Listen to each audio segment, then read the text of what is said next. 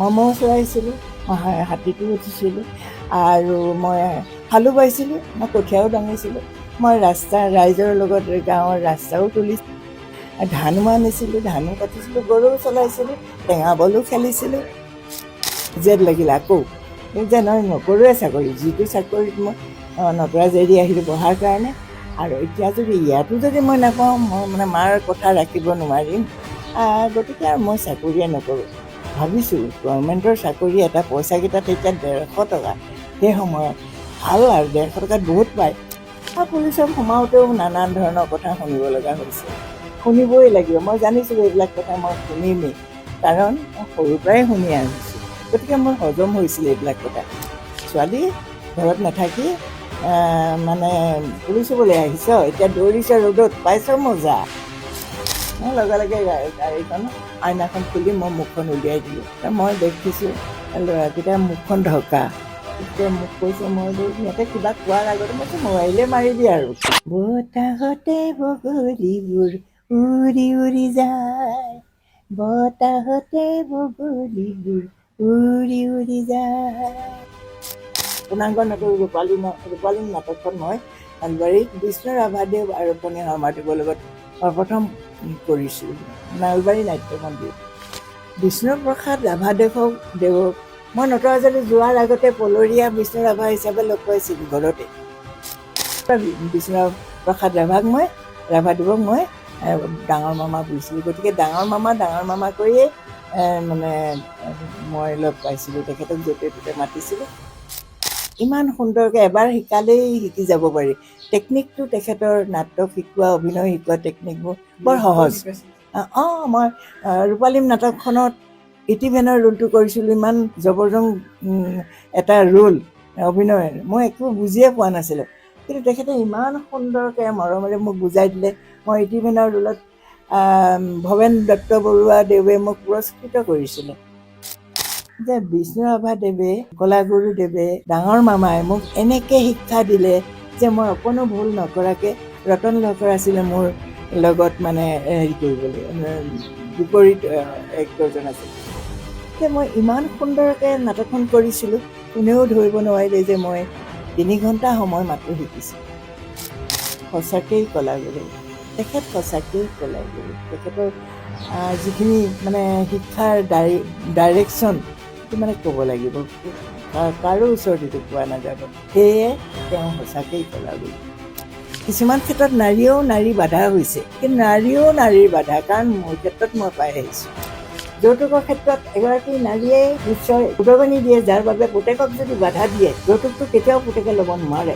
যদি নাৰীয়ে নাৰীক যদি সেইটো সহায় কৰে, নাৰীগৰাকীয়ে কেতিয়াও কষ্ট পাব নোৱাৰে।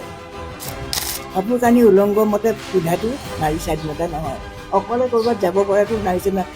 নাৰীয়ে নিজক বচাবলৈ সদায়ে চেষ্টা কৰিব লাগিব, কাৰণ ঈশ্বৰে আমাক নাৰীক সজাইছেই বেলেগ এটা ৰূপত।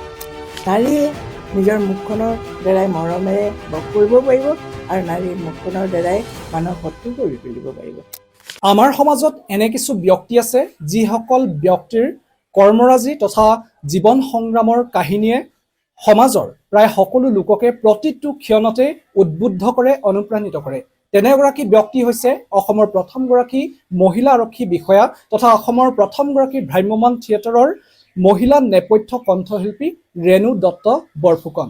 তেওঁ 1969 চনত অসম আৰক্ষীৰ উপ পৰিদৰ্শক হিচাপে যোগদান কৰি শেষলৈ DSP অৰ্থাৎ উপ আৰক্ষী অধীক্ষক হিচাপে চাকৰি জীৱন সফলতাৰে সামৰণি মাৰিছে। এই চাকৰি কালছোৱাত তেওঁ বহু প্ৰত্যাহ্বানৰ সন্মুখীন হৈছিল, বহু ঘাত প্ৰতিঘাতৰ সন্মুখীন হৈছিল, যিহেতু 60ৰ দশকত মহিলাই আৰক্ষীৰ দৰে চাকৰি কৰাটো সমাজে ভাল চকুৰে চোৱা নাছিল। কিন্তু এই সকলোবিলাক বাধা নেওচি তেওঁ সাহসেৰে আগুৱাই গৈছিল, আৰু মহিলাও যে আৰক্ষীৰ দৰে চাকৰি কৰিব পাৰে তেওঁ কৰি দেখুৱাইছিল। কেৱল এয়াই নহয়, তেওঁ অসমৰ প্ৰথমগৰাকী ভ্ৰাম্যমাণ থিয়েটাৰৰ মহিলা প্ৰথমগৰাকী নেপথ্য কণ্ঠশিল্পী, লগতে তেখেত এগৰাকী নৃত্যশিল্পীও আৰু অভিনয় কৰিছিল ভ্ৰাম্যমাণ থিয়েটাৰত, আৰু সেই কাহিনীও খুব সুন্দৰ। আৰু যি সময়ত তেওঁ ভ্ৰাম্যমাণ থিয়েটাৰত আছিল, সেই সময়ত কলাগুৰু বিষ্ণুপ্ৰসাদ ৰাভাদেৱকো তেওঁ ওচৰৰ পৰা লগ পোৱাৰ সুযোগ লাভ কৰিছিল। কেৱল এয়াই নহয়, তেখেত এগৰাকী সাহিত্যিক, তেখেত এগৰাকী সমাজকৰ্মী, লগতে এটা সময়ত আকাশবাণী কেন্দ্ৰত ঘোষিকা হিচাপেও কাম কৰিছিল। তেখেতৰ যি এই জীৱন সংগ্ৰাম বা জীৱন কাহিনী, তেওঁ এই জীৱন কাহিনীয়ে আজিৰ এই পবিত্ৰ দিনটোত, নাৰী দিৱসৰ দিনটোত প্ৰতিগৰাকী নাৰীকে উদ্বুদ্ধ কৰিব, অনুপ্ৰাণিত কৰিব। তেখেতৰ সৈতে আজি তেওঁৰ এই জীৱন সংগ্ৰামৰ কাহিনী, তেখেতৰ সৈতে কিছু বাৰ্তালাপ কৰিব বিচাৰিছোঁ। আহকচোন আজিৰ এই পবিত্ৰ দিনটোত তেখেতৰ এই জীৱন কাহিনী অনুভৱ কৰোঁ।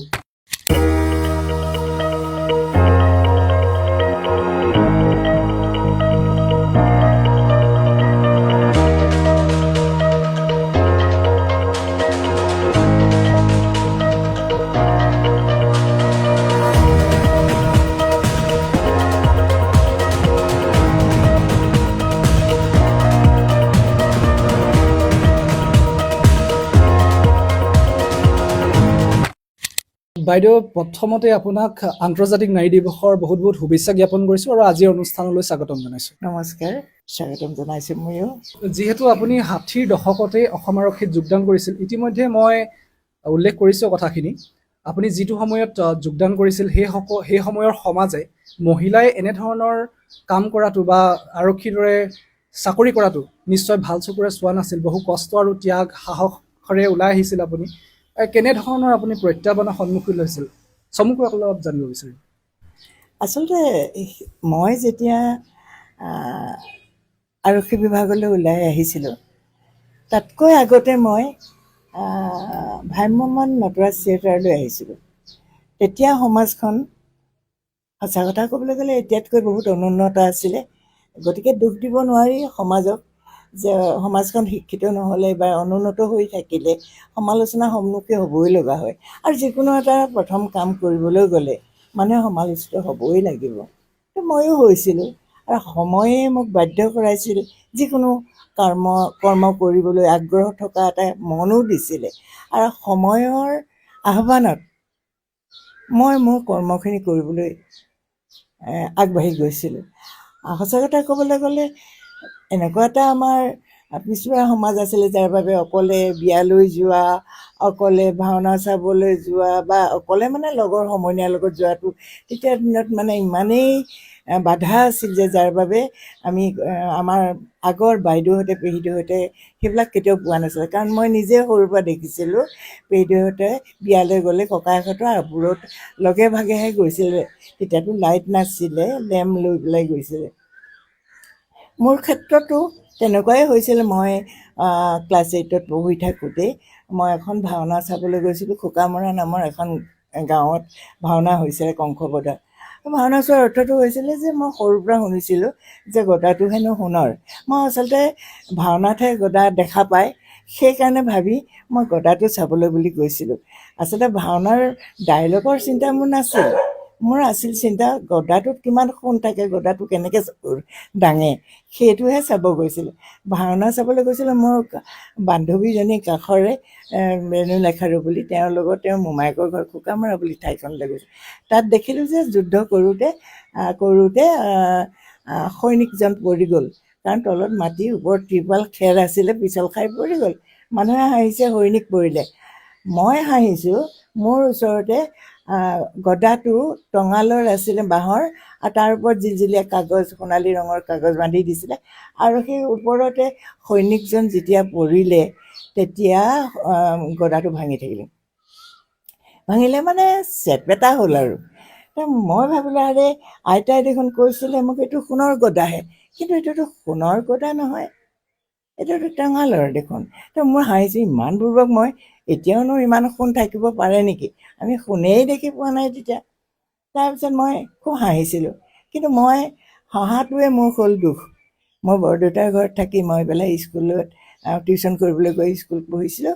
সেই সময়ত বৰদেউতাৰ ঘৰত থকাৰ কাৰণে বৰদেউতাই পাছদিনা গম পালে। মই ঘৰলৈ আহিলোঁ, ঘৰলৈ আহি মাৰ আগত কথাখিনি কৈ থাকোঁতে বৰদেউতাই গম পাই পেলাই আহি মোক মানে অকলে ভাওনা চাবলৈ লগৰ বান্ধৱীৰ লগত যোৱাৰ কাৰণে, পৰিয়ালৰ লগত নোযোৱাৰ কাৰণে মোক খুব মাৰিলে আৰু চুৰিত জোকুৰাই দিলে।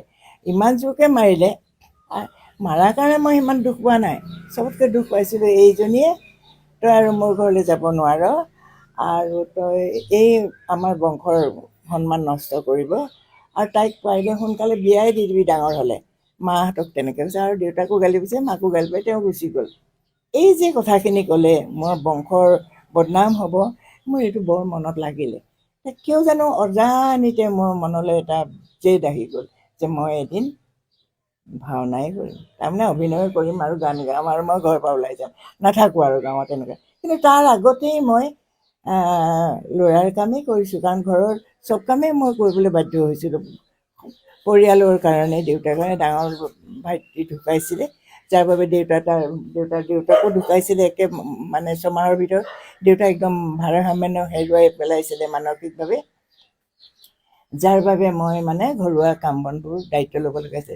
মই ম'হ চৰাইছিলোঁ, মই হাতীটো উঠিছিলোঁ, আৰু মই হালো বাইছিলোঁ, মই কঠীয়াও দাঙিছিলোঁ, মই ৰাইজৰ লগত গাঁৱৰ ৰাস্তাও তুলিছিলোঁ, ধানো আনিছিলোঁ, ধানো কাটিছিলোঁ, গৰুও চলাইছিলোঁ, টেঙা বলো খেলিছিলোঁ, খেলিবও গৈছিলোঁ। অৱশ্যে মোৰ দেউতা মোৰ বৰ বন্ধু আছিল, তেওঁ খুব সাহস দিছিল সকলোকে। দেউতাৰ বন্ধুত্বটো পাইছিলোঁ, দেউতাৰ সাহস পাইছিলোঁ, তেওঁ মোক সাহস দিছে। তেওঁ এটা সময়ত মুক্তি যুঁজাৰু আছিলে আৰু আন্দোলনৰ তেওঁৰ নেপথ্য নীৰৱ মানে আন্দোলনকাৰী আছিলে। তেওঁ চুকুৰা ডান্সাৰ হৈ পেলাই মেখেলা খুচনিতে তেওঁ চিঠি পিয়ন হৈ পেলাই আন্দোলনকাৰীক মানে সহায় কৰিছিল। তেনেকুৱা এজন দেউতাই মোক মানে সাহস দিছিলে, যাৰ বাবে মই সকলো কাম কৰিবলৈ আগবাঢ়ি যাব পাৰিছে। এই যে বৰদেউতাৰ গালি খালোঁ, তেওঁ শাসন কৰিবই, তেওঁ আমাৰ পৰিয়ালৰ ডাঙৰ মানুহ, ছোৱালী মানুহ য'ত ত'ত অকলে যোৱা ভাল নহয়, এইবিলাক তেওঁ ঠিকে আছিলে, শাসন কৰিবই। মোৰ কিন্তু মনত জেদ এটা আহি গ'ল যে এই আহোম পৰিয়ালৰ এই নিয়ম নীতিবোৰ মই মানে যদি মই হাল বাব পাৰোঁ, মই যদি ম'হত উঠিব পাৰোঁ, মই যদি ভেকচিন প্ৰতিযোগিতা হাতীত উঠি ভেকচিন প্ৰতিযোগিতাত যাব পাৰোঁ, মই ভাওনা চাবলৈ কিয় বান্ধৱীৰ লগত যাব নোৱাৰোঁ? এই মনটোত জেদ এটা আহিছিলে। তেতিয়াৰ পৰা আপোনাৰ জেদটো আছিল, তাৰপৰা লাহে লাহে আপুনি কেতিয়া মানে আৰক্ষীত যোগদান কৰিলে? মই কৈছোঁ ইতিমধ্যে 1969 চনত আপুনি যোগদান কৰিছে। আৰক্ষীত যেতিয়া আপুনি যোগদান কৰিল, তেতিয়া আপুনি আৰক্ষীৰ পৰাও ভাল চকুৰে চোৱা নাছিল বুলি কৈছিলে, এই কথাখিনি অকণমান নটৰাজনীতো ওলাই আহিলোঁ, তেতিয়াৰ পাছত ৰাইজে আৰু বেয়া পালে, যে দেউতাহঁতেও বেয়া পালে, বৰদেউতাহঁতেও বেয়া পালে যে মই নাচিবলৈ গামলৈ গ'লোঁ, তাত নাচিলোঁ, গালোঁ, অভিনয় কৰিলোঁ, মানে এইটো মনৰ এটা হেৰিত আৰু আৰক্ষীত আহিলোঁ। তাৰপাছত ভাবিলোঁ যে অকল নটৰাজত থিয়েটাৰ কৰিলেতো নহ'ব, মোৰ ভাই ভনী আছে, আৰু মায়ে খুব কান্দিছিল আহিবৰ সময়ত যে মই শিক্ষিত, তেওঁ এজনী শিক্ষিত ছোৱালী কৰিব বিচাৰিছিলে। গতিকে মাৰ কথাটো মনত পৰিছিল, মই পঢ়িব লাগিব। বৰদেউতাৰ জেদটোতো বাৰু কৰিলোঁ, মনৰ জেদটো ভাঙিলোঁ, কিন্তু কথা হ'ল মাৰ কথাখিনিও ৰাখিব লাগিব। গতিকে মই পঢ়াৰ কথা অকণমান ভাবিলোঁ, প্ৰাইভেটকৈ মই মেট্ৰিক দিবলৈ ইচ্ছা কৰিলোঁ। আহি মই চঙেন ড্ৰামাত ভাৰত চৰকাৰৰ প্ৰথম গীত নাট বিভাগৰ প্ৰথম শাখাৰ প্ৰথম নৃত্য শিল্পী হিচাপে মই তাত জইন কৰিলোঁ। কাৰণ এই নৃত্যবিলাক মই আগতেও জানিছিলোঁ আৰু নটৰাজ থিয়েটাৰটো শিকিছিলোঁ, যে নহওক। তাৰপিছত কলেজ পাছ কৰিলোঁ, কলেজত প্ৰাইভেট নাইট কলেজ কৰি মই পঢ়িলোঁ। তাৰপিছত এইখিনি সময়তে অসমবাণী পেপাৰখনে কিন্তু মোক বৰ সহায় কৰিছিলে। এই পেপাৰখনে 3বাৰ মোৰ প্ৰথম কৰিছে।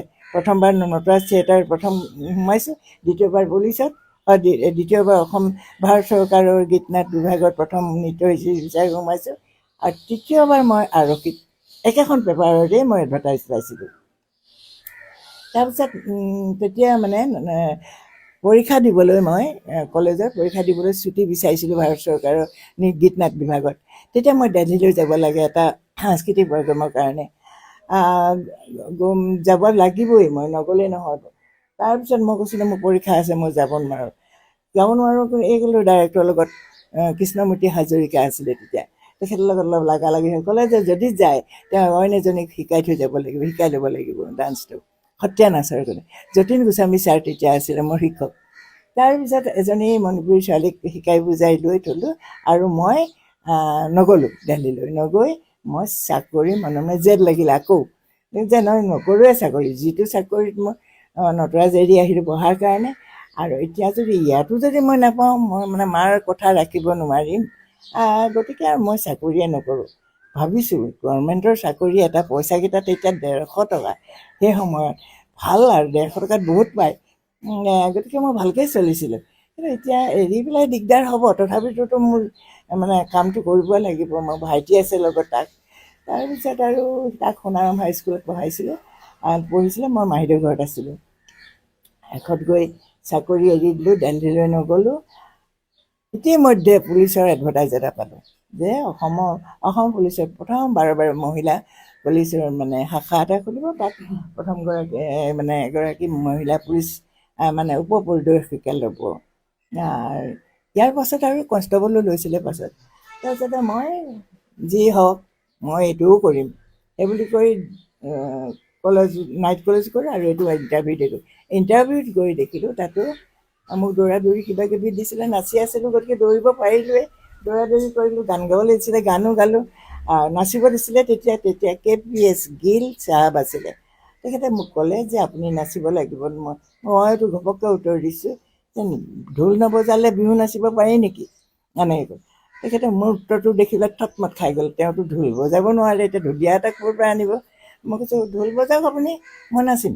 মই স্পষ্ট উত্তৰবোৰ শুনি তেখেতে মানে তেতিয়াই চিলেক্ট কৰিছে। তাৰপিছত দেখিছোঁ 15 দিনৰ পাছত মোৰ চিলেকশ্যন পালোঁৱে আৰু মই পুলিচৰ দেখোন ইণ্টাৰভিউত পাছেই কৰিলোঁ। তাৰপিছত মই ট্ৰেইনিঙত যাবলৈ অৰ্ডাৰে পালোঁ। পঢ়াও আৰু আধৰুৱা হ'ল, প্ৰাইভেটকৈ দিলোঁ। আৰু পাছত মই ট্ৰেইনিং কলেজলৈ গুচি গ'লোঁ। ঠিক তেনেকৈ গ'লোঁ। পুলিচত সোমাওঁতেও নানান ধৰণৰ কথা শুনিব লগা হৈছিল। শুনিবই লাগিব, মই জানিছিলোঁ এইবিলাক কথা মই শুনিমেই, কাৰণ মই সৰুৰ পৰাই শুনি আহিছোঁ। গতিকে মোৰ হজম হৈছিল এইবিলাক কথা। অৱশ্যে কেতিয়াবা অলপ বেয়া লগাটো স্বাভাৱিক। অনামী চিঠিবোৰ খুব পাইছিলোঁ। মই জানিছিলোঁ অনামী চিঠিবোৰ পাব্লিক মানুহে দিয়া নাই, পুলিচৰ মানুহেই দিছিলে। পুলিচৰ ল'ৰাবোৰ হয়তো খং উঠিছিল। কেতিয়াবা দৌৰি থাকোঁতে দুই এজনে ধেমালি কৰি ওচৰৰ পৰা কয় আৰু ছোৱালী ঘৰত নাথাকি মানে পুলিচ হ'বলৈ আহিছ, এতিয়া দৌৰিছ ৰ'দত, পাইছ মজা। এনেকুৱাবোৰ কথা কৈ, সেইবোৰ অৱশ্যে ধেমালিৰ কথা আছিলে। কাৰণ তেতিয়া কোনেও কাকো মাতিবও নোৱাৰি, কোনেও ছোৱালী জোকাব নোৱাৰে। মই এজনীয়ে মানুহ, গতিকে চব সাৱধান হৈছিলে। কথা পাতিবলৈ সাহস। অৱশ্যে তাতো মই সাংস্কৃতিক অনুষ্ঠান পাইছিলোঁ, তাতো মই থিয়েটাৰ কৰিব পাৰিছিলোঁ সেই সময় অনুযায়ী অনুষ্ঠানবিলাকত। গতিকে শিল্পী জীৱনটো মোৰ এৰাকৈ চলিয়ে আছিলে আৰু মোৰ লগৰ পৰা এৰি যোৱা নাছিলে। পুলিচত আহিলোঁ, ট্ৰেইনিং পাছ কৰিলোঁ গুৱাহাটী ৰিজাৰ্ভত, কামৰূপ অবিভক্ত কামৰূপ, তেতিয়া ৰিজাৰ্ভত জইন কৰিলোঁ। আৰু প্ৰথমবাৰৰ বাবে 1974 মই এয়াৰপৰ্টৰ ছিকিউৰিটি প্ৰথম মুকলি কৰিছোঁ। মই যি সময়ত আপুনি আৰক্ষী হৈ আছিল, আৰক্ষী বিষয়া হৈ আছিল, সেই সময়ত আপুনি কেনেধৰণৰ প্ৰত্যাহ্বান সন্মুখীন হৈছিল, বা আপুনি এটা প্ৰসংগ এবাৰ কৈছিল আলফাৰ প্ৰসংগটো, কেনেধৰণৰ আছিল? বহুত ধৰণৰ ডিউটিত কেতিয়াবা যাব লগা হৈছিল। গতিকে মই এবাৰ দুলীয়াজানলৈ গৈছিলোঁ মিটিং এখনৰ কাৰণে। গৈ মেলি শেষ হোৱাৰ পাছত মোৰ ভাইটি দুলীয়াজানতে থাকে, ফুকন তাৰে চাকৰিয়াল আছিলে। গুচি যাওঁতে গৈ পাওঁতে মোৰ ৰাতি 11টা, চাৰে 11টা, 12টামান বাজিছিলে। অন্ধকাৰ, লাইট চাইট নাই, এনেকুৱা এটা হাবিৰ মাজত লুংলুঙীয়া ৰাস্তাৰ মাজত গাড়ীখন ৰৈছিলে। দুখৰ বিষয় যে গাড়ীখনৰ চকাৰ কিবা এটা গণ্ডগোল হৈ ৰৈ যাব লগা হৈছিল। আপোনাৰ লগত কিমানজন আছিল? কিমানজন গৈছে? কোনো যোৱা নাছিল, মই অকলে গৈছিলোঁ গাড়ীত। কাৰণ কাম শেষ হৈ গৈছে, মই অকলে মোৰ ভাইটি ঘৰত প্ৰাইভেটলি গৈছোঁ। গতিকে ভাইটি ঘৰলৈহে গৈছোঁ, তেতিয়াতো মই অকলেই যাব লাগিব। ড্ৰেছত আছিল নে?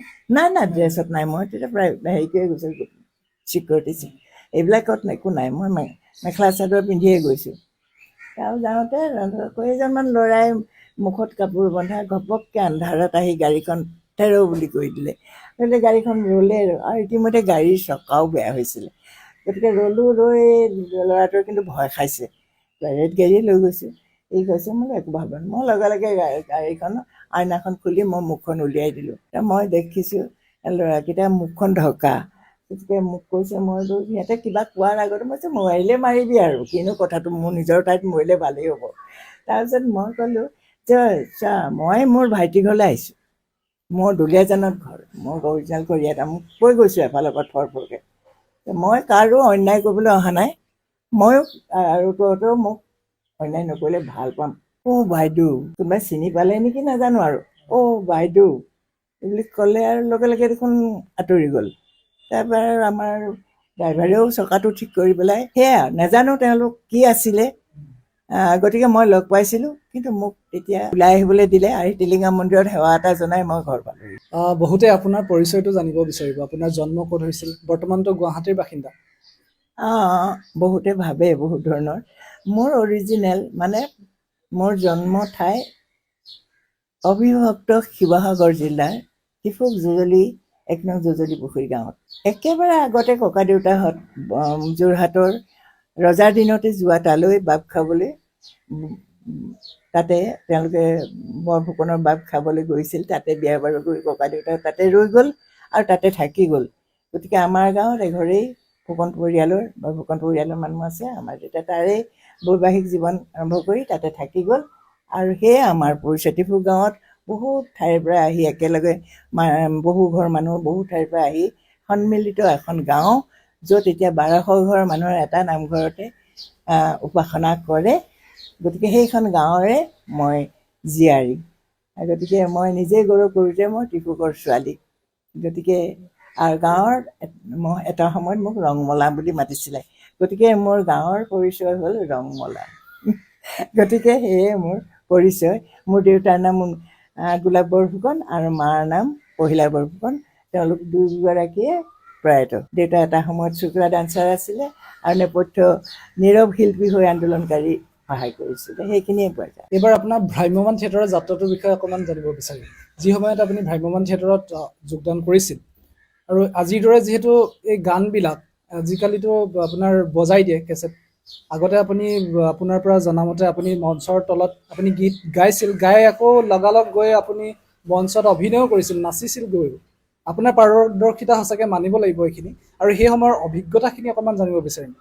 আজিকালি দিনবিলাক যুগে যুগে বহুত বদলি হৈ আহিছে। তাহানিৰ ভাওনাৰ দিন আছিল, তাৰপিছত যাত্ৰা দিন আছিলে, তাৰপিছত নটৰাজৰো সেই প্ৰথম নটৰাজ থিয়েটাৰে প্ৰথম ভ্ৰাম্যমাণ থিয়েটাৰ, আৰু সেইটো থিয়েটাৰৰ প্ৰথম 63 চনত আৰম্ভ কৰিছিলে অচ্যুত লহকৰদেৱে। আৰু সেই বছৰটোত নেপথ্য গায়িকা নোহোৱাকৈ গুচি গ'ল, যাৰ বাবে নটৰাজৰ প্ৰথম বছৰ তেওঁলোকে সিমান উন্নতি কৰিব নোৱাৰিলে। দ্বিতীয় বছৰ 1964ৰ কথা কৈছোঁ, তেতিয়া তেওঁলোকে ভাবিলে যে নেপথ্য গায়িকা এগৰাকী লাগে, যাৰ বাবে গানবিলাক নহ'লে নাটকবিলাক শুৱনি নহয়। সেইকাৰণে কাগজত এডভাৰটাইজ দিছে, অকণমানিত এডভাৰটাইজ। তেতিয়া পেপাৰ আৰু অকণমানিখনে আছিল। পেপাৰত দিলে যে মই এই যোৱাবাৰ তেনেকৈ আমাৰ নাটক মানে গায়িকা নোহোৱাকৈ গ'ল, এইবছৰ গাঁৱৰ জনা বুজা অলপ গান চান জনা গায়িকা আমি বিচাৰিছোঁ, তেওঁক শিক্ষা দি লোৱা হ'ব। গতিকে অকণমান গ'ল বা গাব পৰা সুৱতি কণ্ঠস্বৰ হ'লেই হৈ গ'ল। মই তেতিয়া এই যে বৰদেউতাৰ স্বৰ খোৱাৰ পাছৰ কথা মনত ভাবিয়ে আছিলোঁ। পেপাৰত দেউতাই আকৌ সূতা বান্ধি আনিছিলে দেউতালৈ বজাৰৰ পৰা, অকণমানিখনো এটা সূতাৰে মেৰিয়াই আনিছিলে কাগজখন। সেই তাতে এডভাৰটাইজটো আছিলে। মনে মনে পাই দেউতাৰ লগত আলোচনা কৰি অকল সাক্ষাৎকাৰটো দিবৰ কাৰণে মই মানে পতালোঁ আৰু দেউতায়ো মানে সন্মতি দিলে যে তুমিতো মোক এদিন দেউতাই এদিন মানে হেৰিলৈ যাওঁ বুলি কৈছে, লক্ষ্ণৌত মানে মোক গান শিকাব, আৰু তেওঁ হাৰমনিয়াম তেখেতেই মোক প্ৰথম শিকাইছিল। গতিকে পঠাম, কিন্তু দেউতাই কেনেকৈ পঠাব, ঘৰুৱা অৱস্থা খুবেই বেয়া হ'ল। একে বছৰতে দেউতাক মৰিছে, ডাঙৰ ল'ৰা মৰিছে। গতিকে দেউতাক ভাৰসাম্যই হেৰুৱাইছিলে। গতিকে সেইজন দেউতাইতো মোক কেতিয়াও দিব নোৱাৰে, তাৰ বাবে মই দুখ কৰা উচিতো নহয়। মই ক'লোঁ যে আপুনিতো মোক তেনেকৈ দিওঁ বুলি কৈছিলে, গতিকে এইটো সুবিধা মই এতিয়া সাক্ষাৎকাৰটো দিওঁ, ক'তনো মই চিলেক্ট কৰিব মোক। এইবুলি কৈ মামাৰ লগত ভৱানী বৰা এতিয়াও আছে, সোণাৰী কাকতি বাৰীত ঘৰ। আৰু মামাক মাতি আনি পেলাই, মামা তেতিয়া ষ্টাৰৰ কাৰণে তেওঁ পঢ়ি আছিলে, মামাক মাতি আনি নটৰাজ থিয়েটাৰলৈ পঠাই দিলে। মা আৰু আইতাহঁতৰ আৰু গাঁৱৰ মানুহৰ বহুত আপত্তি হৈছিলে, হ'লেও কান্দি কাটি মাহঁত থাকিলে আৰু মই গুচি আহিলোঁ।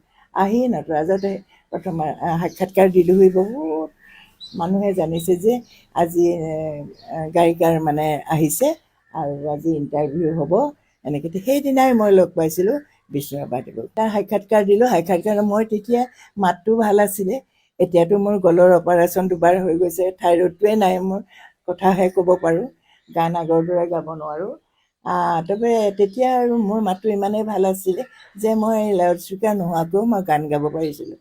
আৰু যেতিয়া মই গানটো ক'লে, চন্দ্ৰ চৌধুৰীদেৱে মোক সুধিলে যে তুমি আমুক তামুক, ভাবিছে গাঁৱৰ ছোৱালী এজনী ভয় খাইছে কথাবিলাক কওঁতে হয়তো ভয় খাব, সেইকাৰণে খুব মৰমেৰে মোক মানে ক'লে, মাজনী তুমি কি গান গাবানো, কাৰ গান গাবানো কোৱাচোন। ক'লোঁ যে মই কাৰো গান গাব নোৱাৰোঁ, মই নিজৰে গান গাম। কি তুমি কি নিজৰ গান গাবা? তেওঁ আচৰিত হৈ গ'ল। হয়, মই গান এটা লিখিছিলোঁ, মৌ চৰাওঁতে লিখিছোঁ। তুমি কি মৌ চৰোৱা? মই কৈছোঁ অঁ মই গাঁৱৰ ঘৰত মই মৌ চৰাওঁ।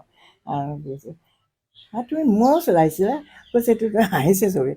মই কৈছোঁ হয়, মই ম'হৰ পিঠিত উঠিয়ে আৰু আমাৰ পথাৰত ঢেৰ বগলী চৰাই মানে চৰি থকা, তেওঁলোকে বিচৰণ কৰি থকা সময়ত ভাল লাগিছিলে, উঠিছিলে, নামিছিলে, সেইবোৰ দেখি মই প্ৰথম গীতটি লিখিছিলোঁ। তেওঁলোকে অবাক হৈছে চবেই, অবাক হৈ পেলাই তেওঁ কৈছে গোৱাচোন। তেতিয়া মই অকণমান বাৰু শুনাই দিওঁ ভঙা মাতটোৰে। বতাহতে বগলীবোৰ উৰি উৰি যায়, বতাহতে বগলীবোৰ উৰি উৰি যায়, নীলাকৈ আকাশখন পাখিৰে সজায়, নুবুজো ভাষাবোৰ কিনো কৈ যায়, বতাহতে বগলীবোৰ উৰি উৰি যায়, বতাহতে বগলীবোৰ উৰি উৰি যায়। তেতিয়া তেনেকৈ সেই গীতটো গাইছিলোঁ। গীতটো শুনি সকলোৱে ইমান হাততালি দিলে, মইতো অবাক হৈ গ'লোঁ। মোৰে সাধাৰণ গান, গীতটোনো শুনি সকলোৱে ভাল পালে। আৰু লগে লগে অচন্দ্ৰ চৌধুৰীদেৱে অচ্যুত লহকৰদেৱক চিঞৰি কৈছে, অচ্যুত হ'ব তোমাৰ মনৰ আশা পূৰ্ণ হ'ল। তাৰপিছত মোক আৰু ঘৰলৈ আহিবই নিদিলে। তেওঁলোকে ক'লে যে নহয়, আমি চব সুবিধা তোমাক দিম। মই কৈছোঁ, মামাই ক'লে নাই পঢ়াৰ ডিষ্টাৰ্ব হ'ব নহয়। কৈছে আমি পঢ়াৰটো আগবাঢ়ি থাকিবলৈ টিউশ্যন দিম আৰু গানৰ কাৰণেও দিওঁ, আমি আৰু অতি সোনকালে দেউতাক মাকক লগ কৰিম। অচ্যুত লহকৰদেৱে ঘৰত আহি দেউতা মাৰ লগত আলোচনা কৰিলে আৰু মোক সকলো ধৰণৰ সংগীত শিক্ষা, কিতাপৰ শিক্ষা সকলোখিনি লগে ভাগে সুবিধা দিলে। আৰু যাৰ বাবে মই তাতে থাকি গ'লোঁ 2-3টা বছৰ। পূৰা 3টা বছৰ থকা নাই, 67 চনৰ আগে আগে মই গুচি আহিছোঁ। কাৰণ 67 চনত মই ভাৰত চৰকাৰৰ গীত নাট বিভাগত জইন কৰিছোঁ। এবাৰ থিয়েটাৰ মঞ্চৰ অকণমান অভিজ্ঞতা জানিব বিচাৰিম। গান গাই মই প্ৰকৃততে গায়িকা হিচাপে মাজতে গান লিখিছিলোঁ, সুৰ কৰিছিলোঁ আৰু নিজে গাইছিলোঁ। আৰু পুৰুষৰ কণ্ঠৰ গীতবোৰ অন্য পুৰুষে গাইছিলে। কিন্তু তাৰ মাজতে মই অভিনয় কৰিছিলোঁ। বেউলা নাটকখনত মই প্ৰথম অভিনয় কৰিছিলোঁ নেতাই ধুবুনী ৰোলটো। নেতাই ধুবুনী ৰোল কৰি আহি দৌৰা দৌৰিকৈ তলত আহি তাৰ পাছতে বেউলাই গা ধুবলৈ যায়, গা ধুবলৈ যাওঁতে এটা গান গায়। গতিকে মই দৌৰা দৌৰিকৈ আহি তলত মানে মিউজিক ছেকশ্যনটো থাকে, দৌৰি আহি পেলাই মই মানে গান গাব লাগে। কেতিয়াবা বেসুৰাও হৈছিলে কাৰণ উশাহ চোশাহ ছুটি হৈ যায়, দৌৰা দৌৰিকৈ কাপোৰ দাঙি আহি আৰু তলত বহি দিবহি লাগে। তাৰপিছত এবাৰ তেনেকৈ দৌৰি আহি গান গাবলৈ আহোঁতে 2খন ষ্টেজ আছিলে, এখন ষ্টেজে ইখন ষ্টেজ আগৰখনক ঠেলি দিয়ে আৰু পাছৰখন যায়। ঠিক তেনেকৈ আহোঁতে মই 2খন ষ্টেজৰ মাজৰ ফাঁকত মোৰ ভৰিটো সোমাই গৈছিল। সোমাওঁতে গান গোৱাৰ ধান্দাটো মানে মগজত আছিল যে ভৰিটো টানো তেজ ওলাই গৈছে, মই ক'বই নোৱাৰোঁ মোৰ যে তেজ ওলাইছে। তাৰপিছত চাহ বনোৱা মানুহ এজনে, যিজনে চাহ বনাই দি থাকে আমাক, তেখেতে দেখিলে, দেখি পেলাই ক'লে ৰেণু কি হৈছে আপুনি? তাৰপিছত আহি আদ্য শৰ্মা আছিলে তেতিয়া ষ্টেজৰ দায়িত্ব।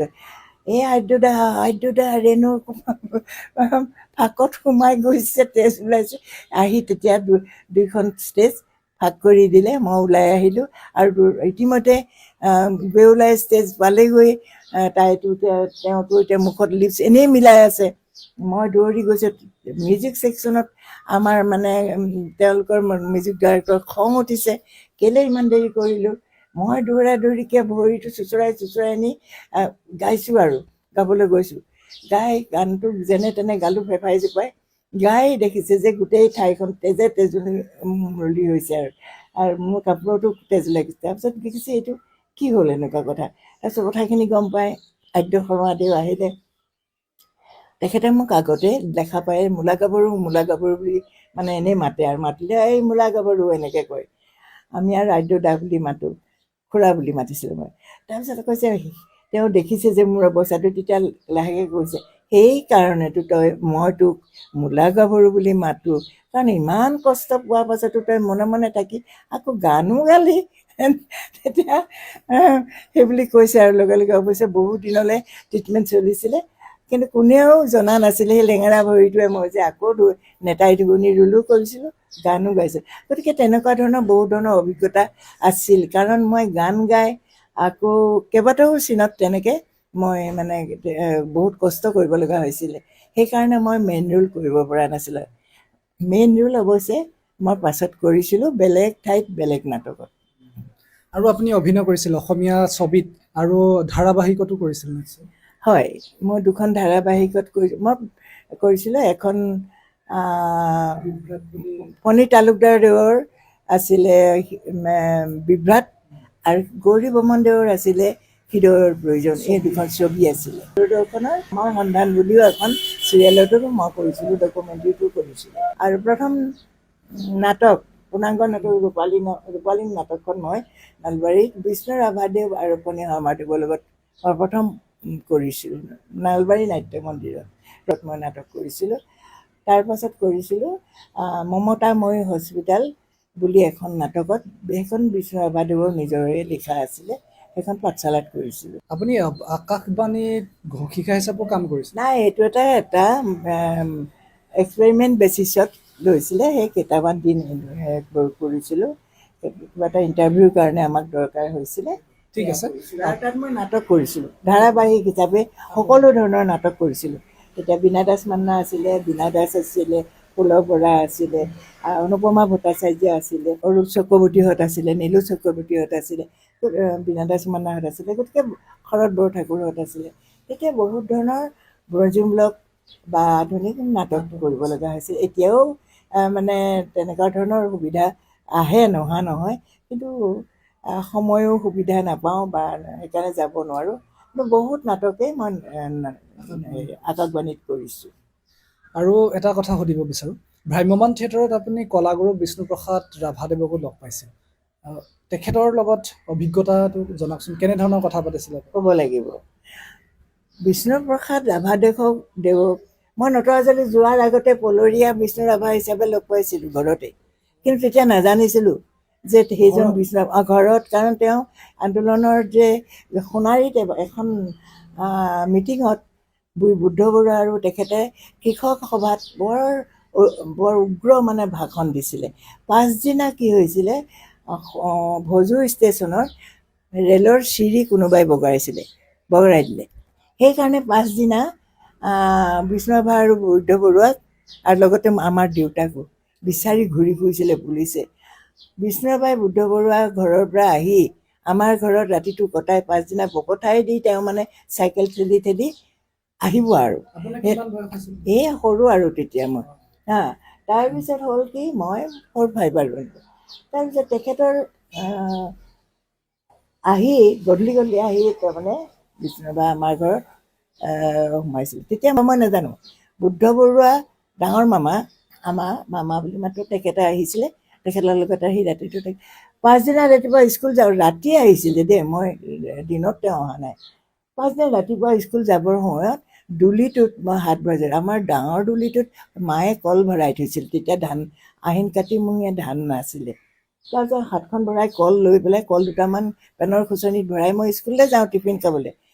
যাবৰ হাতখন ভৰাওঁতে এটা কাছ পিঠিত মানে তললৈ মুখ কৰি থকা মানুহ এটা পিঠিতে হাতখন দিলোঁ, কোমল কোমল লাগিছে, আৰু মোক উভতি চাই মুখখন কৈছে চুপ বুলি মানে এনেকৈ ইচাৰা দিয়ে। মোৰতো অবাক হৈ গ'লো, এইটো মানুহটো সোমাই আছে কেলৈ। তাৰপৰা লগে লগে মায়েতো জানে, দৌৰি আহি কৈছে, এই মামনি, নাই তাত কল নাই, এইটো ল। মায়ে দুটামান কল আনি মোৰ হাতত দিলে, আৰু মই কলকেইটালৈ মোক ঠেলি হেঁচি মায়ে পঠাই দিলে। মই গুচি আহিলোঁ, কিন্তু ৰাস্তাত মোক খুব চিন্তা লাগিছে, কি কথা, এই মানুহটো দুলিটোত কিয় সোমালে? মানে মোৰ স্কুল যাব মন যোৱা নাই, নগ'লেতো নহ'ব। দেখিছোঁ যে ৰাস্তাত কেইটামান পুলিচে চাইকেল ঠেলি ঠেলি আমাৰ গেলা মানে ৰাস্তাটোত, বোকা ৰাস্তাটোত ঠেলি ঠেলি আহিছে। ময়ো আগবাঢ়ি গৈছোঁ দুখোজ, আগলৈ যাওঁ, দুখোজ পিছলৈ যাওঁ, আমাৰ বোকা ৰাস্তাটোত দবাতমিলা হাইস্কুললৈ। মনত ভাবিছোঁ পুলিচ আহিছে কেলৈ আমাৰ অফিচ। মই পুলিচ প্ৰথম দেখিছোঁ আমাৰ তাত, আৰু ৰঙা পুলিচ দেখাই নাছিলোঁ। তাৰপিছত আৰু ভাবিছোঁ যে এই মানুহটো কোন, নাই স্কুলত মন বহা নাই। স্কুল ছুটিৰ পিছত দৌৰি আহিছোঁ, আৰু আহি চাওঁ যে ইতিমধ্যে পুলিচৰ আগে আগে মানে বিষ্ণু ৰাভা পলাই পত্ৰং দিলে, নাই, মানে গম পাই গৈছে আৰু। গৈ আহিছে, মই দলিটোত কোনে হাত যাই চাইছোঁ, মায়ে হাঁহিছে দূৰৰ পৰা চাই পেলাই। তাৰপৰা মাক সুধিছোঁ কোন আছিলে, কি কথা, মায়ে কৈছে। তেতিয়া আৰু কথাখিনিটো ক'লে আৰু এনেকৈ কৈছে। দেউতাও নাই তাৰমানে। এই কথাটো মই নটৰাজত যাওঁতেহে গম পাইছিলোঁ। কাৰণ যেতিয়া মই সাক্ষাৎকাৰ দিছোঁ তেতিয়া মোক বিষ্ণুৰাভাদেৱে সুধিছিল, আপনি তোৰ ঘৰ ক'ত? মই ক'লোঁ আমুক তামুক। এই তই বুদ্ধপুৰক চিনি পাৱ নি? তেতিয়া মই ক'লোঁ মোৰ ডাঙৰ মামা। হা, তই ডাঙৰ মামা? তেতিয়া মোক তই ডাঙৰ মামাই বলিবি। তেতিয়াৰ পৰা বিষ্ণুপ্ৰসাদ ৰাভাদেৱক মই ডাঙৰ মামা বুলিছিলোঁ। গতিকে ডাঙৰ মামা কৰিয়ে মানে মই লগ পাইছিলোঁ, তেখেতক য'তে ত'তে মাতিছিলোঁ। আৰু সঁচাকৈয়ে তেখেতৰ শিক্ষাবোৰ ইমান সুন্দৰকৈ এবাৰ শিকালেই শিকি যাব পাৰি। টেকনিকটো তেখেতৰ নাটক শিকোৱা, অভিনয় শিকোৱা টেকনিকবোৰ বৰ সহজ। মই ৰূপালীম নাটকখনত ইতিভেনৰ ৰোলটো কৰিছিলোঁ। ইমান মানে জবৰদং এটা ৰোল অভিনয়, মই একো বুজিয়ে পোৱা নাছিলোঁ। কিন্তু তেখেতে ইমান সুন্দৰকৈ মৰমেৰে মোক বুজাই দিলে। মই ইতিভেনৰ ৰোলত ভৱেন দত্ত বৰুৱাদেৱে মোক পুৰস্কৃত কৰিছিলে, দত্ত বৰুৱা ফেমিলিৰ পৰা। মোৰ এতিয়াও আছে, তেওঁলোকে এলবামৰ পৰা আৰম্ভ কৰি ফটোৰ হেৰিলৈকে তেওঁ ভাল পুৰস্কাৰ দিছিলে মোক। আৰু তেতিয়াৰ দিনত 50 টকা বহুত পইচা। অৱশ্যে গোটেই গ্ৰুপটোকে দিছিলে। সেয়ে হৈছিলে কথা। আৰু তাৰপিছত পাচনি নাটকখন কৰিছিলোঁ মালিগাঁৱত। তাৰপৰা মমতাময়ী হস্পিটেল কৰিছোঁ। মই একো দিগদাৰ পোৱা নাই। মমতাময়ী হস্পিটেল নায়িকাগৰাকী পলাল, নাটক কৰোঁতে আগদিনা কৰোঁতে পাছদিনা কিবা কাৰণত গুচি গ'ল। গুচি যোৱাৰ কাৰণে নাটক কৰিবলৈ নেত্ৰী নাই, গধূলিলৈ নাটক হ'ব লাগে। কিন্তু মই তেতিয়া পাঠশালালৈ আহিছিলোঁ। ৰতন লহকৰে মোক যে ৰেণু এনেকুৱা এটা সহায় কৰ, আমুক তামুক। মোক কৈছে 3 ঘণ্টা সময় আছে, কেনেকৈ কৰিম? কিন্তু আচৰিত কথা যে বিষ্ণুৰাভাদেৱে, কলাগুৰুদেৱে, ডাঙৰ মামাই মোক এনেকৈ শিক্ষা দিলে যে মই অকণো ভুল নকৰাকৈ, ৰতন লহকৰ আছিলে মোৰ লগত মানে হেৰি কৰিবলৈ, বিপৰীত এক্টৰজন আছিল। যে মই ইমান সুন্দৰকৈ নাটকখন কৰিছিলোঁ, কোনেও ধৰিব নোৱাৰিলে যে মই 3 ঘণ্টা সময় মাত্ৰ শিকিছিলোঁ। গতিকে তেখেতৰ টেকনিক, তেখেতৰ আশীৰ্বাদতহে মই পাৰিছিলোঁ। গতিকে কৈছোঁ যে সঁচাকেই কলাগুৰু, তেখেত সঁচাকেই কলাগুৰু। যাৰ সেইকাৰণে সেইটোৱে সম্বন্ধ আছে তেখেতৰ যিখিনি মানে শিক্ষাৰ ডাইৰেকশ্যন, সেইটো মানে ক'ব লাগিব, কাৰো ওচৰত এইটো পোৱা নাযাব। সেয়ে তেওঁ সঁচাকেই কলাগুৰু। সমান্তৰালকৈ আপুনি এগৰাকী সাহিত্যিক আৰু সমাজকৰ্মী, বিভিন্ন সামাজিক কামৰ লগত জড়িত হৈ আছে, বহুকেইখন গ্ৰন্থও লিখিছে আপুনি। অকণমান সেইখিনি কথা জানিব বিচাৰিম। সৰুৰ পৰাই জনাই নজনাই চৰাই চিৰিকটি প্ৰাকৃতিক লৈয়েতো কবিতা লিখিছিলোঁ। অসমবাণীত চেমনীয়া চৰাত মোৰ এইবোৰ প্ৰকাশ হৈছিলে। আমাৰ প্ৰতিনিধি ভূপেন হাজৰিকাদেৱৰ আমাৰ প্ৰতিনিধি কলকাতাৰ পৰা ওলাইছিলে। পদ্মভগৱতী কেছৰী ৰত্ন ওজা আছিলে, হেমাংগ বিশেষে তেখেতসকলক লগ পাইছিলোঁ। মোৰ কবিতাবোৰো অৱশ্যে তেখেতসকলে শুধৰাইও দিছিলে। গতিকে মই সৰুৰ পৰাই এইবিলাক প্ৰকাশ তেতিয়াৰ পৰাই হৈছিলে।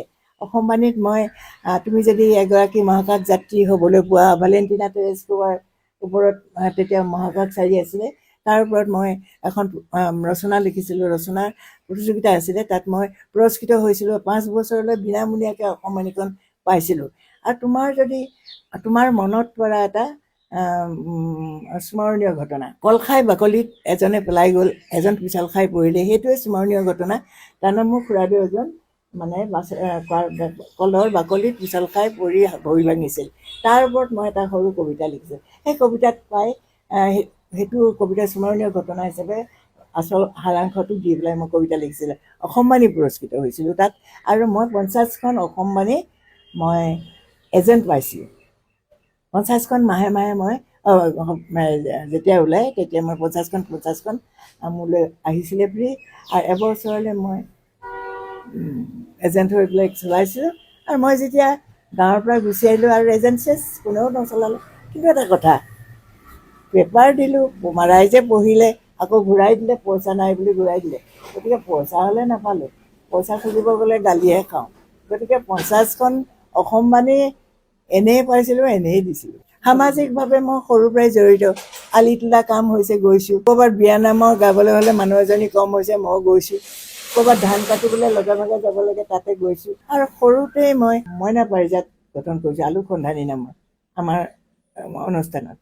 আৰু দেৱজ্যোতি দত্ত নামৰ এজন শিৱসাগৰ মইনা পাৰিজাতৰ প্ৰেচিডেণ্টক লৈ গৈছিলোঁ মই বছৰেকীয়া অনুষ্ঠান।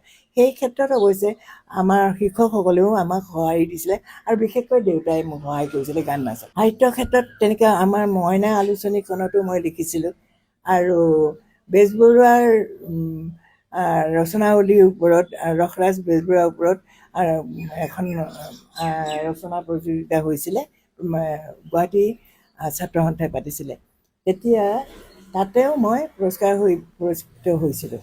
হৈ পেলাই মই গতিকে এইবিলাক মই সৰুৰ পৰা মোৰ আছিলে। শিশুৰ শব্দৰ সংলাপ নামৰ মই এখন কিতাপ লিখিছোঁ আৰু অৰুণৰ আৱিষ্কাৰ বুলি এখন গল্পৰ কিতাপ লিখিছোঁ, যে যেনেকৈ আদা মৌ দ্বাৰা আমাৰ কাহ ভাল হয়, কেনেকৈ আমি ঔষধ নাখালেও কেনেকৈ বাৰী শাক পাচলিয়ে আমাৰ যে মাজনীয়ে আমাৰ ডাক্তৰ, এই কথাবোৰ মই সন্নিৱিষ্ট কৰি পেলাই গল্প লিখিছোঁ। সেই গল্প কিতাপখন নাম দিছোঁ অৰুণৰ আৱিষ্কাৰ। আৰু আই সৰস্বতী, আই শীতলা, লক্ষী দেৱী, পুৰুষোত্তম জগন্নাথৰ মহিমা, পুৰীলৈ মই যলৈকে যাওঁ তাৰ ওপৰতে এখন সৰু, ডাঙৰ নহয়, সৰু কিতাপ লিখি ইতিমধ্যে 25খন সৰু সৰু কিতাপ হ'লেও মই উন্মোচন কৰিছোঁ। সেয়া কৰিছোঁ। আৰু দ্বিতীয়টো কথা, ইতিমধ্যে মই আত্মজীৱনী আগবাগ প্ৰকাশনে প্ৰকাশ কৰিছে আৰু মোৰ ওপৰত ইতিমধ্যে প্ৰথমা নামৰ অভিনন্দন গ্ৰন্থখন অৰূপ শৰ্মাৰ সম্পাদনাত কল্প তালুকদাৰৰ প্ৰকাশনাত অলৰেডি প্ৰকাশ হৈছে। আৰু জ্যোতিৰূপা নামৰ তথ্যচিত্ৰখন ভ্ৰাম্যমাণ দৰ্শক ফৰামৰ সভাপতি অতুল মজুমদাৰৰ পৰিচালনাত, তেওঁৰ তত্বাৱধানত আৰু প্ৰণৱজ্যোতি বৰ্মনৰ ডাইৰেকশ্যনত কল্প তালুকদাৰৰ সম্পাদনাত ইতিমধ্যে প্ৰকাশ হৈ গৈছে, প্ৰচাৰ হৈ গৈছে। গতিকে সেনেকৈ চলি আছে। ইতিমধ্যে মই আমাৰ সমাজৰ মহিলাসকলে নাম গাই খুব মাতে, কিন্তু নামৰ বিষয়টো সুধিলে তেওঁলোকে ক'ব নোৱাৰে আচল কথাটো। গতিকে তাৰ ওপৰত মই নামৰ এটা কুইজৰ জ্ঞানোত্তম নামৰ এখন কিতাপ লিখিছোঁ। আৰু ইতিমধ্যে মই উৰিয়াত দুটামান ভজনৰ কিতাপ আৰু এখন পুৰুষোত্তম জগন্নাথৰ মহিমাখন মই উৰিয়ালৈ লিখিছোঁ। আৰু লিখা ৰেডি প্ৰকাশ হৈ গৈছে ইতিমধ্যে। এই কিতাপবোৰ মোৰ পুৰীতেই চলে আৰু ইতিমধ্যে কিছুমান প্ৰকাশ নাইকিয়া হৈছে, মই ৰিপ্ৰিণ্ট কৰিবলৈ চেষ্টা কৰিছোঁ। তেনেধৰণে সৰু সুৰা কিছুমান লিখি আছোঁ। দুই এটা প্ৰবন্ধ গল্প ইতিমধ্যে প্ৰকাশ হৈ গৈছে। সেয়ে আৰু চৰ্চা এটা কৰি আছোঁ সমাজখনৰ লগত, বিভিন্ন যেনে জয়মতী দাস, যেনে সন্মিলিত মহিলা সমাজ, এইবিলাকত আমাৰ বিহুৰ কিছুমান বস্তু, গান, বিহুৰ নাম চাম শিকাওঁ আৰু নাম চামবিলাক যিবিলাক গাব পাৰে, যিখিনি মই জানো তেনেধৰণৰ মই সমাজখন তেনেকেই ধৰি আছোঁ। আৰু ইতিমধ্যে মই বৃন্দাবনত মই এটা সময়ত গৈছিলোঁ দুবাৰমান, আমি দিল্লীত থাকোঁতে। তাতে মানুহবিলাকৰ, অসমৰ মানুহবোৰ জাতিবিলাকৰ বৃন্দাবনত বৰ কষ্ট হয়, অহা যোৱাটো আছেই কষ্ট, খাদ্যটো বিশেষকৈ তেওঁলোকৰ বৰ কষ্ট হয়। তাৰে খাদ্য আমাৰ মানুহৰ হজম নহয় আৰু তেওঁলোকৰ পেটৰ অসুখ হয়। এটা পৰিয়াল দেখিছিলোঁ, তেওঁলোকে দুদিনৰ কাৰণে গৈ 14 দিন থাকিব লগা হৈ জৰাজীৰ্ণ অৱস্থাত তেওঁলোকৰ লজত মানে হাতৰ নাক কাণৰ চব দি আহিব লগা হৈছিলে। তেতিয়াই ভাবিছিলোঁ পাৰিলে ইয়াত এটা অতিথিশালা কৰা চেষ্টা কৰিম। সেইটো বুলিয়ে এখন কমিটি গঠন ইতিমধ্যে কৰা হৈছে, কিন্তু দুখৰ বিষয়ে মই আগবাঢ়িব পৰা নাই। আৰু ইতিমধ্যে চৰকাৰলৈও আমি কৈছোঁ যে তাত যদি আমাক অকণমান মাটি দিয়ে, অতিথিশালা এটা লগে ভাগে সকলোৱে দান দক্ষিণাৰে হ'লে আমাৰ ৰাইজে, যাত্ৰীসকলে গৈ বৃন্দাবনৰ কৃষ্ণৰ পদধূলি তাত ল'ব পাৰিব আৰু বৃন্দাবনখন চাই আহিব পাৰিব। এইটো আশা নাজানো ফলৱতী হ'বনে নহয়, মই জীয়াই থকালৈকে চেষ্টা কৰিম। দেহাৰো অৱস্থা ভাল নহয়, গতিকে দুবাৰ তিনিবাৰ থাইৰয়ডৰ অপাৰেশ্যন হৈছে। 6 মাহ কমা অৱস্থাত পৰা মই GNRC আহিছোঁ, য'ত মোৰ মাতেই নাছিলে, মোৰ চুলি নাছিলে গাৰ। এতিয়াও মোৰ আঁঠুৰ বিষ, কঁকালৰ বিষত থাকিছে, কিন্তু মনৰ সাহসত মই সমাজৰ কাম কৰিবলৈ আগবাঢ়ি যাওঁ, দৌৰি যাওঁ। অলপতে মই পুৰীৰ পৰাও আহিছোঁ। গতিকে এইমতে সমাজখনৰ লগত জড়িত হৈ নামে গুণে কোৰাছ শিকাইছোঁ, মহিলাসকলক নামো শিকাইছোঁ। তেনেকৈ কেইবাটাও পাৰ্টিক যিখিনি জানো জনাই মানুহখিনিক যাতে আধ্যাত্মিক চেতনাটো আনিবলৈ চেষ্টা কৰিছোঁ। সেইখিনি আৰু ভগৱানে যদি দিয়ে, জীয়াই থাকোঁ যদি, এনেকৈয়ে চেষ্টা কৰিব লাগিব। বাইদেউ, আমি অনুষ্ঠানটো শেষ কৰিব লাগিব। আপোনাৰ ইমান অভিজ্ঞতা আছে প্ৰতিটো দিশতে, গোটেইখিনি কথা আমি পাতি থাকিলেও শেষ নহ'ব নিশ্চয়। আজি যিহেতু আন্তৰ্জাতিক নাৰী দিৱস, একেবাৰে শেষত আপোনাক সুধিব বিচাৰোঁ, আপুনি ইমান প্ৰত্যাহ্বান নেওচি সকলো দিশতেই সৰুৰ পৰা বহুত প্ৰত্যাহ্বান সন্মুখীন হৈছে এগৰাকী মহিলা হিচাপে, যিটো সময়ত মহিলাক বহুত ভাল দৃষ্টিৰে চোৱা নাছিল, আগবাঢ়ি যাবলৈ দিয়া নাছিল। সেই সময়ত আপুনি সাহসেৰে আগুৱাই আহি নিজেই প্ৰতিটো দিশতে উজ্বলি উঠি সকলোকে এতিয়া আপুনি সকলোৰে অনুপ্ৰেৰণা উৎস হৈ পৰিছে। আজি যিহেতু নাৰী দিৱস, গতিকে নাৰী দিৱসৰ দিনটোত প্ৰতিগৰাকী আই মাতৃসকললৈ, নাৰীসকললৈ কি আহ্বান বা কি মেছেজ দিব বিচাৰিব? নাৰী দিৱসটো পালন কৰি আছে বা আগলৈও কৰি থাকিব যিসকল নাৰীয়ে এই নাৰী দিৱসৰ অধিকাৰৰ কাৰণে তেওঁলোকে সংগ্ৰাম কৰিছিলে, এই সংগ্ৰামৰ নাৰীসকলৰ বৰ্তমানো যিমান ভাবিছিলে তেওঁলোকে এতিয়াও বহুখিনি হৈছে, অধিকাৰ বহুত পাইছে, ৰাজনীতিক অধিকাৰ, অৰ্থনৈতিক শিক্ষাৰ অধিকাৰ যেনেকৈ পাইছে, যদিও ভোটাধিকাৰো পাইছে, হ'লেও বৰ্তমানলৈকে নাৰীয়ে ইমান অধিকাৰ পাব পৰা নাই বা পুৰুষৰ সমানে এতিয়াও হোৱাগৈ নাই। ৰাজনৈতিক ক্ষেত্ৰত বিশেষকৈ নিমিত্ত মাত্ৰ। যে নহওক, আমি নাৰী স্বাধীনতা পালেই নহ'ব, সবলীকৰণৰ দ্বাৰাহে সকলোৰে আমি এজনীয়ে জানো তেওঁকো শিকাবলৈ চেষ্টা, নাৰীয়েও নাৰীক শিকাব লাগিব। গতিকে কিছুমান ক্ষেত্ৰত নাৰী বাধা হৈছে, অকল পুৰুষকে দুখ দিলেও নহ'ব। কোনোবা নাৰীয়ে হয়তো মোক গালি পাৰিবও পাৰে, কিন্তু এইটো ক'ম যে অকল পুৰুষৰ গাতে দুখ দিলে নহ'ব যে অধিকাৰ আমি পোৱা নাই। কিন্তু নাৰীও নাৰীৰ বাধা, কাৰণ মোৰ ক্ষেত্ৰত মই পাই আহিছোঁ। সেইকাৰণে মই কৈছোঁ যে এগৰাকী নাৰী শিক্ষিত কৰিছে, আন এগৰাকীকো আমি শিক্ষিত কৰিবলৈ সেই বাটেৰে যাবলৈ আমি আগবাঢ়োঁ। এতিয়া যৌতুকৰ ক্ষেত্ৰত এগৰাকী নাৰীয়ে নিশ্চয় উদগনি দিয়ে, যাৰ বাবে পুতেকক যদি বাধা দিয়ে, যৌতুকটো কেতিয়াও পুতেকে ল'ব নোৱাৰে। যদি নাৰীয়ে নাৰীক যদি সেইটো সহায় কৰে, নাৰীগৰাকীয়ে কেতিয়াও কষ্ট পাব নোৱাৰে। বহু ক্ষেত্ৰত নাৰীয়ে শত্ৰু হৈছে, কাৰণ মই চাকৰি ক্ষেত্ৰতো মই পাইছিলোঁ। এইবিলাক বহুত ধৰণৰ কথা আছে যে অলপ বিশদভাৱে আলোচনা কৰিব লাগিব, ইমান কম সময়ৰ ভিতৰত এইবিলাক নহয়। বহুত অভিজ্ঞতা আছে। নাৰী শত্ৰু কেনেকৈ হৈছিলে মই ক'ব পাৰোঁ। 1975 নাৰী দিৱসত জজপথাৰত এখন মেলা হৈছিলে, তাত মই বিশেষভাৱে দায়িত্বত আছিলোঁ। গৈ দেখিছিলোঁ এজনী নাৰীয়ে গুৱাহাটীৰ শুৱালকুছি স্থলত হেঁচা দি পেলাই এটা শিশুৰ ডিঙিৰ পৰা এডাল চেইন কাঢ়িছিলে। কিন্তু মোৰো ভাগ্য ভালেই বুলি ক'ব লাগিব যে মই গৈ পোনেই সেই দৃশ্যটোকে দেখিলোঁ, আৰু মই কোনেও গম নোপোৱাকৈ মানুহজনীক হাতৰ মাজত সাৱটি আনি হাতৰ মুঠিটো টানকৈ মাৰিলোঁ। তেতিয়া চেইনডাল হাতৰ মুঠিত থাকিলে আৰু মানুহজনী আগুৱাই গুচি গ'ল। এই যে ডিঙিত চেইনডাল আছিলে ল'ৰাটোৰ, সেই মানুহগৰাকীয়ে কিন্তু গম নাপালে। যিগৰাকীয়ে লৈছিলে তেওঁক মই মোৰ বাহুৰ মাজত ভৰাই লাহেকৈ ফিল্ডত থকা অস্থায়ী থানালৈ মই লৈ আনি তাতে চেইনডাল পেলাই দিলোঁ। তেওঁ চিঞৰিছিলে, মোক এৰি দিয়া, মই চোৰ নহয়। কিন্তু চোৰ হয়, তেওঁ চেইনডাল আছিলে। সেই দৃশ্যটো বা সেই ঘটনাটোত মই 15 টকা তেতিয়া পুৰস্কাৰ পাইছিলোঁ। এইকাৰণে পুলিচৰ জীৱনত মোৰ প্ৰথম পুৰস্কাৰ হাতে লোটে সুন্দৰা, প্ৰিয় গোস্বামী ছাৰ তেতিয়া SP আছিলে, 15 টকা মই পাইছিলোঁ। সেইটো মোৰ মনত থকা কথা।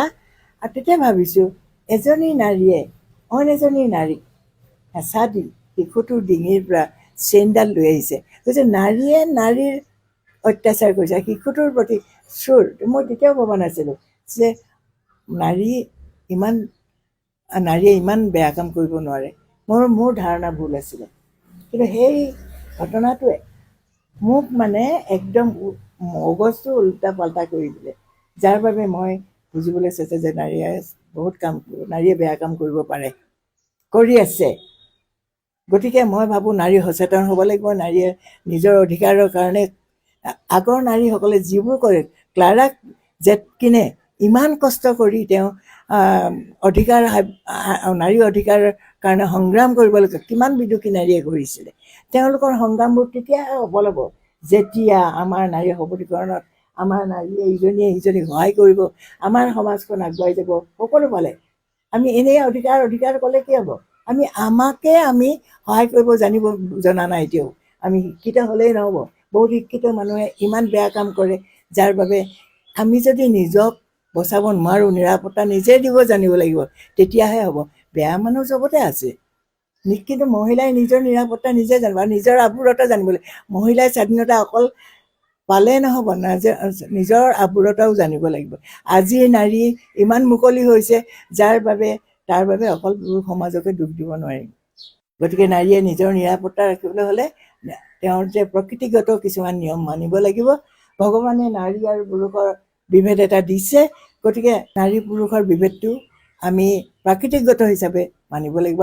নিজৰ নিৰাপত্তাটো গধূলি হৈছে আমি এই ঠাইলৈ যাব নালাগে, এই কথাটো যেতিয়ালৈকে আমাৰ নাৰীয়ে নুবুজে, নিজৰ মতে যায় যদি মই স্বাধীনতা পাইছোঁ বুলি হাবি এখনৰ মাজেৰে ৰাস্তা এটাত নাৰী এজনী যাবলৈ হয় অকলে, তেওঁ বিপদত পৰাটো স্বাভাৱিক। তাৰ বাবে পুৰুষ দায়ী নহয়। দুষ্ট মানুহ সমাজত বহুত ধৰণৰ আছে, কোনে কিমানক হেৰি কৰিব। কাপোৰ কানি উলংগ মতে পিন্ধাটো নাৰী স্বাধীনতা নহয়। অকলে ক'ৰবাত যাব পৰাটো নাৰী স্বাধীনতা।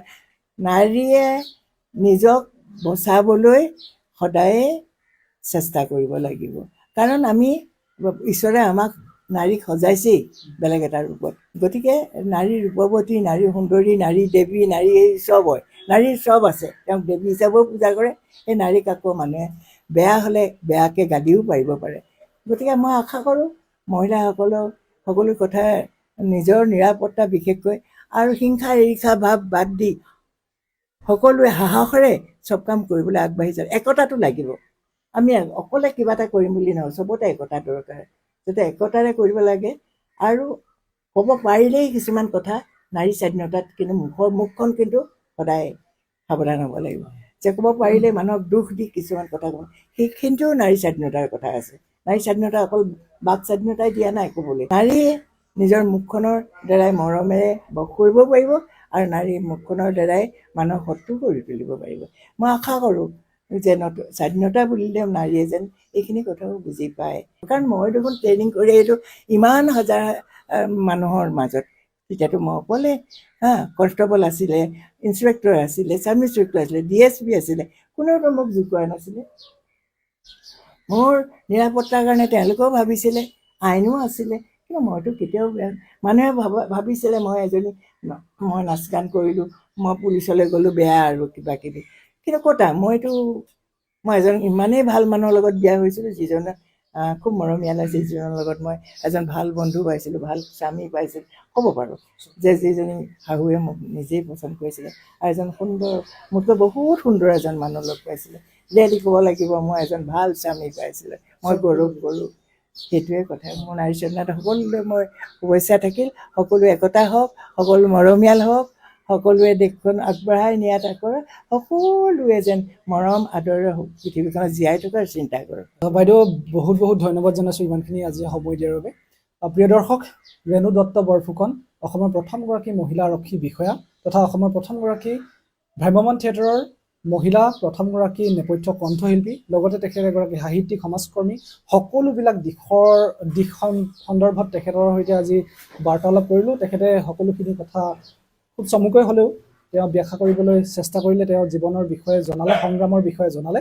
আৰু শেষত প্ৰতিগৰাকী নাৰীক আমাৰ ফালৰ পৰা আন্তৰ্জাতিক নাৰী দিৱসৰ শুভেচ্ছা জ্ঞাপন কৰি আজিৰ অনুষ্ঠান ইমানতে সামৰিছোঁ। ধন্যবাদ। সুৰৰ সুৰাৰে আজি সজাৱে নিশাটি, সুৰাৰু প্ৰেয়সী মোৰ, ভাল পাওঁ তোমাক মই হৃদয় ভৰি। সুৰৰ সুৰাৰে আজি সজাৱে নিশাটি, সুৰাৰু প্ৰেয়সী মোৰ, ভাল পাওঁ তোমাক মই হৃদয় ভৰি।